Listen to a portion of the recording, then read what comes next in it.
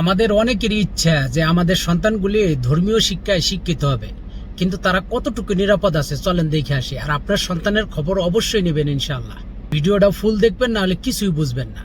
মেয়েটা হচ্ছে বৃহস্পতিবার দিন দুপুর 12টায় আমার কাছে আসে, তার সঙ্গে তার মা এবং আমার চেম্বারে আমার অ্যাটেন্ডেন্টরা ছিল। টোটাল আমরা 5জন মানুষ ছিলাম রুমে। তো আমি যখন মেয়েটাকে জিজ্ঞাসা করি যে মা তোমার কি সমস্যা লাগে বলো, সে প্রথমে খুবই ভয়ে ছিল। একটু কনসোল করা হলো, তাকে একটা কলম একটা চকোলেট দিয়ে একটু কনসোল করা হয়েছে। তারপরে সে আমাকে বলল ম্যাডাম আমার পেটটা ভার ভার লাগে, কি জানি লড়ে। আমি একটু অবাক হয়ে গিয়ে আবারও তাকে জিজ্ঞাসা করেছি যে মা তোমার কি সমস্যা লাগে। সে আমাকে বললো আমার পেটটা ভার ভার লাগে, কি জানি লড়ে। এরপরে হচ্ছে আমি তাকে তার মার কাছ থেকে কিছুটা শুনলাম যে কি অবস্থা। তারপরে আমি আবার তাকে জিজ্ঞাসা করেছি যে মা তোমার সাথে খারাপ কাজটা কে করেছে। সে শুধু হুজুর হুজুর শব্দটা সে 2বার বলল, হুজুর বলে বাচ্চাটার পুরো ফেসে আসলে এতখানি ভয়ের এক্সপ্রেশন ছিল, সে এদিক ওদিক তাকাচ্ছে রীতিমতো। সে কমফোর্টেবল না, সে একদমই আনকমফোর্টেবল, চোখে মুখে পুরোপুরি ভয়। এবং সে বারবার হুজুর ওয়ার্ডটা 2বার রিপিট করার পরে বাচ্চা আর কোনো কথাই বলতে আগ্রহী না, সে আর কোনো কথাই বললো না। পরে আলট্রাসোনোগ্রাফি রুমে আবার তার মা ছিল। আমরা যখন বাচ্চাটার আলট্রাসোনোগ্রাম করি তার মা ছিলেন রুমে। তার মার সামনেও আমি তাকে বারবার বলেছি যে মা এরকম কেউ করলে, কেউ ব্যাড টাচ করলে তাকে মার দিতে হয়, তোমার মা কি তোমাকে বলেননি? তো সে দেখলাম যে বাচ্চাটার আসলে কোনো নেই, আগ্রহী নেই তার এই কনভারসেশনটাতে। সে শুধু একটাই হুজুরের নাম উচ্চারণ করলেই তার একটা চোখে মুখে ভয়, এবং সে আর তখন চোখে চোখ রেখে কথা বলতে পারে না, এদিক ওদিক তাকায়। এই মেয়েটা হচ্ছে ইয়াতিম, তার বাবা ইন্তেকাল করেছেন অন্তত আরো 4-5 বছর আগে। তো এই মেয়েটা তার নানির কাছে মানুষ, নানির বাড়িতে থাকে। আর মেয়ের মা সংসারের খরচ জোগানোর জন্য সিলেটে গৃহকর্মীর কাজ করেন, মানুষের বাসায় গৃহকর্মীর কাজ করেন। তো মেয়েটাকে তিনি এলাকাস্থ ফাতেমাতুজ জোহরা মহিলা মাদ্রাসায়, কওমি মাদ্রাসা ফাতেমাতুজ জোহরা কওমি মাদ্রাসায় ভর্তি করেন, যে মাদ্রাসার প্রতিষ্ঠাতা পরিচালক হচ্ছেন আমানুল্লাহ সাগর, এবং ওনার ওয়াইফ হচ্ছেন এই প্রতিষ্ঠানের মেইন দায়িত্বে, উনি হ্যান্ডেল করেন সবকিছু। তো গত নভেম্বর মাসে নাকি বাচ্চাটাকে ছুটির পরে বারান্দা ঝাড়ু দেওয়ার জন্য বলা হয়। আমানুল্লাহ সাগর হুজুরি নাকি বাচ্চাটাকে বলেন বারান্দা ঝাড়ু দিয়ে তারপর বাসায় যেতে। তো বাচ্চা বারান্দা ঝাড়ু দেওয়া শুরু করে। বারান্দা ঝাড়ু দেওয়ার এক পর্যায়ে নাকি হুজুর তাকে বলে হুজুরের যে রুমটা, প্রতিষ্ঠাতা পরিচালকের যে রুমটা, এই রুমটাও যেন পরিষ্কার করে দেয়। তো বাচ্চা রুম পরিষ্কার করার জন্য ভেতরে ঢুকলে উনি দরজা বন্ধ করে বাচ্চার সঙ্গে এই পৈশাচিক আচরণটা করেন। 5 থেকে আরো 7বার উনি এটা রিপিট করছেন আচরণটা বাচ্চার সঙ্গে, পরপর বেশ কয়েকদিন, পরপর প্রায় 5 থেকে 7 দিন উনি একই কাজ করছেন। এবং বাচ্চাকে ভয় দেখাইছেন যে বাচ্চা যদি কাউকে বলে দেয় বাচ্চার নানিকে মেরে ফেলবে, বাচ্চাকে মেরে ফেলবে, বাচ্চার মাকে সিলেটে খুঁজে নিয়ে মারবে, সিলেটে মেরে ফেলবে, এমন ভয় দেখানো হয়েছে বাচ্চাকে। বাচ্চা ভয়ে কাউকে বলে নাই। এবং একটা পর্যায়ে নাকি গত বছরের জানুয়ারি ফেব্রুয়ারির দিকে বাচ্চাকে মাদ্রাসা থেকে বেরও করে দেওয়া হয়েছে। এই বছরের জানুয়ারি ফেব্রুয়ারির দিকে বাচ্চাকে মাদ্রাসা থেকে বের করে দেওয়া হয়েছে। গত মার্চ মাসে বাচ্চার নানি খেয়াল করলেন যে বাচ্চার পেটটা অস্বাভাবিকভাবে বড় হয়ে যাচ্ছে।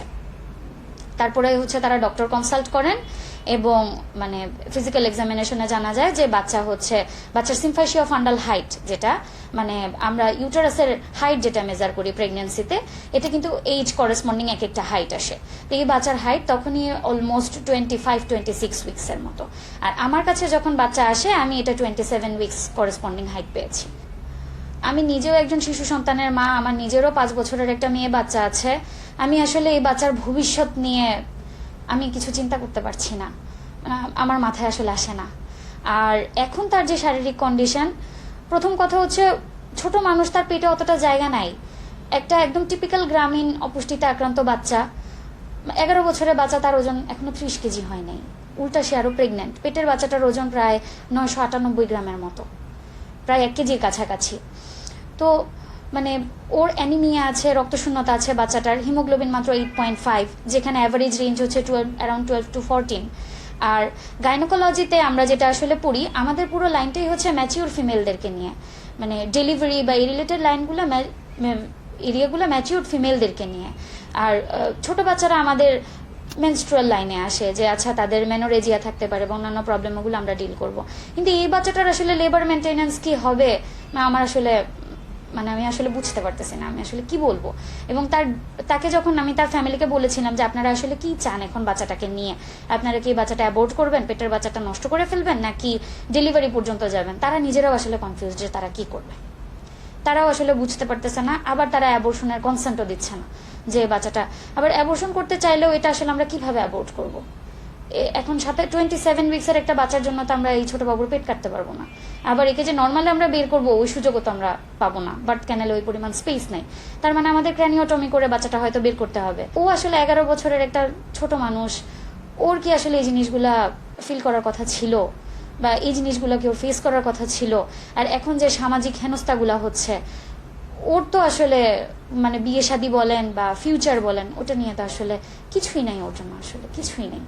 আবার এটা যদি আমরা ম্যানেজ করতে যাই, আমরাই বা কোন লাইনে আসলে ম্যানেজ করবো, আমরা কোন ডোজে তাকে ওষুধ দিব? পেডিয়াট্রিক্সের লাইনে যেটা যে বাচ্চার ওজন উচ্চতা মেপে ওকে ওষুধ দিব, নাকি নর্মাল ডেলিভারির লাইনে যেটা আছে যে স্যালাইনের মধ্যে এতটুকু পরিমাণ ওষুধ দিয়ে আমরা তাকে ড্রিপ চালু করে বাচ্চাটা বের করবো? আমি নিজেই আসলে হতবাক হয়ে গেছি, আমার ভাষা নাই, আমি আসলে কি করবো। আজকে যদি আল্লাহ রাসূল সাল্লাল্লাহু আলাইহি সাল্লাম বেঁচে থাকতেন কিংবা কোনো একজন সাহাবী যদি বাইচে থাকতেন, তাহলে এই ধরনের প্রতারকদের যে কি ধরনের শাস্তি হইতো তা এই দুনিয়ার মানুষ দেখতে পারত। খালি এই ধরনের প্রতারকগুলো এই প্রতারণাগুলো করতে পারতেছে কারণ কি, ওই যেই দেশে তারা আছে বাংলাদেশের কোনো আইন এদের জন্য নাই। তার কারণ এই ঘটনা তো প্রথম হয় নাই, এটা আরো অনেক ঘটনা এরকম ঘটছে, কিন্তু কারোর কোনো দৃষ্টান্তমূলক শাস্তি হয় নাই বিদায় এরা অনেক সাহস পেয়ে গেছে, এরা এইগুলো করতেছে। আর এই যে মাদ্রাসার যতগুলা প্রতিষ্ঠান আছে, এই প্রতিষ্ঠানের সবচেয়ে বড় কালপিট হলো ওদের ওয়াইফগুলা, ওই হুজুরদের প্রধান হুজুরদের ওয়াইফগুলা। তার কারণ ওরা সব জানে, সব দেখে, সব বুঝে। এরা যাই না বুঝেও এরা এই ঘটনাকে ধামাচাপা দেওয়ার জন্য এরা চুপচাপ করে থাকে। ঠিক আছে, ওই হুজুরির বউ সহ হুজুর সহ এদেরকে মাটির তলে গাইরে এদেরকে পাথর মেরে নিক্ষেপ করে দুনিয়া থেকে বিদায় করে দেওয়া উচিত। তার কারণ এর বাইচে থাকার আর কোনো অধিকার নাই। বাংলাদেশের সরকারের কাছে ভিডিওটা আপনারা যে যেমনি পারেন পৌঁছে দেন। তার কারণ এই মাদ্রাসার ভিতরে মানে নজরদারি কঠিনভাবে করতে হবে। আর আপনাদের যাদের ছেলে মেয়েদেরকে এই মাদ্রাসায় শিক্ষা প্রতিষ্ঠানে দিচ্ছেন, আপনারা আপনাদের নিজ দায়িত্বে তাদের খবর নেন, তাদের হালচালের খবর নেন, তাদের সাথে আপনার ফ্রেন্ডলি কথা বলেন।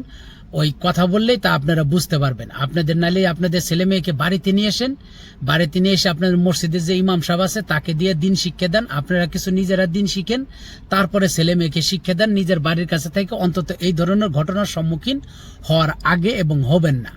কারণ আমি নিজের বাস্তব অভিজ্ঞতা দেখতেছি, আমার ছেলেকে ভর্তি করানোর জন্য বড় বড় মাদ্রাসা থেকে ছোট ছোট মাদ্রাসা সবই দেখছি, দেখলাম যে এরা হলো ধান্দাবাজ, পেট পূজারি।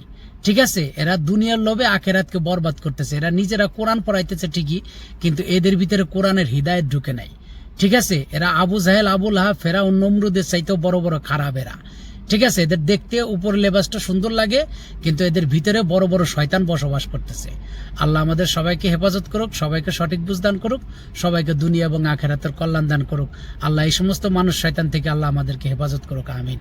ভিডিওটা অনুরোধ থাকলো আপনাদের নিজ দায়িত্বে ভিডিওটা শেয়ার করবেন এবং আপনাদের মূল্যবান মতামত অবশ্যই দিয়ে যাবেন। আর ভিডিওটা যেন আমাদের প্রধানমন্ত্রী কাছে পৌঁছে এই ব্যবস্থাটা করে দিবেন। প্রধানমন্ত্রী যেন এর একটা অ্যাকশন নেয়, ইনশাআল্লাহ।